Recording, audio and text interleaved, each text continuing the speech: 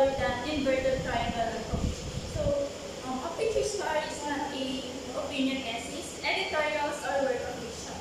They primarily rely on a special human interest and conduct into specific market concepts. So, according to Akole, a picture article is a detailed and factual article on a current topic. It aims to provide a comprehensive information in more engaging and informal manner. So, kung yung picture articles is nasusulat sila sa narrative style, dito naman sa picture story, according to Okoye, sinusulat siya na nag-incorporate sa writer's voice and perspective, kung saan mas nagkakaroon ng interaction.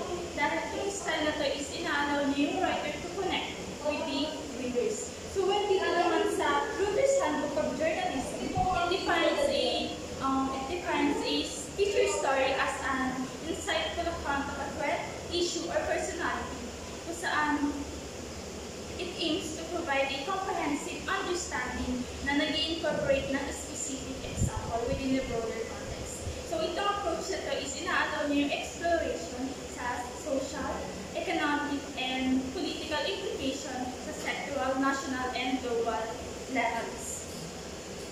So, a picture story encompasses various forms and subjects, such as narrative stories, essays, and anecdotes. So, dito,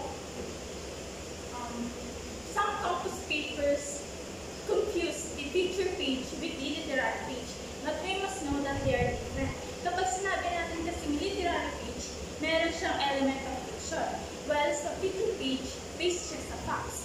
So, writing a picture story requires creativity and mastery of the language. So, we have really characteristic of picture stories. Number one is the variety of subject matter. By exploring a wide range of topics and issues, a writer has the opportunity to inform, entertain, and to inspire readers.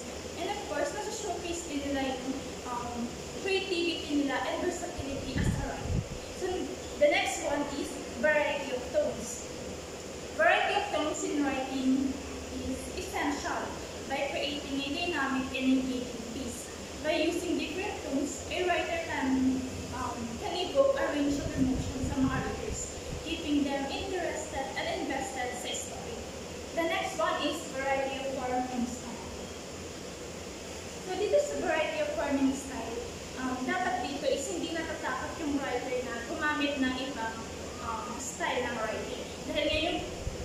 Dahil yung nakasanayan natin is narrative style or objective style na ang pinupunto lang nila is yung mga important details. While sa picture story, dapat gumamit siya ng mga poetry or acoustic para makapag-add siya ng element of playfulness and creativity para mas makatch niya yung attention ng mga readers. So the next one is well-organized. So of course, ito sa well-organized, nagpo-follow siya ng general format, which is meron siyang introduction, body, and ending. So here, the key to a well-organized picture story lies on the structure and flow of content. By following the rules of thumb outlined in this essay or yung mga guidelines, a writer can improve their writing, and of course, they can ensure that their message is communicated clearly, concisely, and engagingly. By keeping their audience in mind, of course, ang makikita dito yung various sentence structure, paggamit ng active voice, being on point, and of course, revising and editing the work or the story. Dahil kahit na simpleng essay lang, ang nire-revise at ini-edit pa rin natin. So, what's more sa picture story? So, the next one is start keynotes in a first sentence. So, remember na the first sentence sets the tone for the entire sentence. Kumbaga, dun sa first sentence pa lang is gumagamit na tayo ng bold statements, thought-provoking questions, or fascinating anecdotes para nakuha na natin yung attention ng mga readers. Para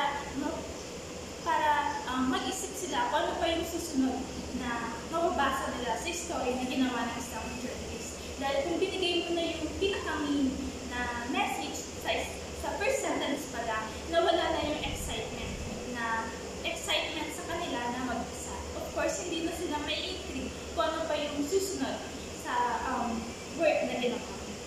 So, may or not may be timely.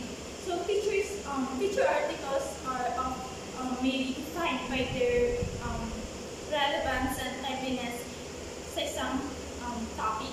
But here's a feature story, hindi naman siya necessarily need na timely because pwede siyang itatopic pa lang or natopic na before. So, kung natopic na siya before, dapat i-flourish siya dun sa color, fancy, with the humor, anecdotes and quotations para makapag-bring siya ng new life into old one. And of course, makapagbigay pa yung journalist na fresh perspective sa mga readers. So here, nandito yung mga feature flourishes in color, fancy, and with the humor and anecdotes. So, nandito din yung qualities sa pagwalagin ng video story. So, nandiyan na dapat well-researched, catchy, descriptive, exciting, reflective, emotional, engaging, neutral, and dahil yung feature story, hindi lamang siya ginawa a story about a specific person. Dapat based pa din siya sa facts.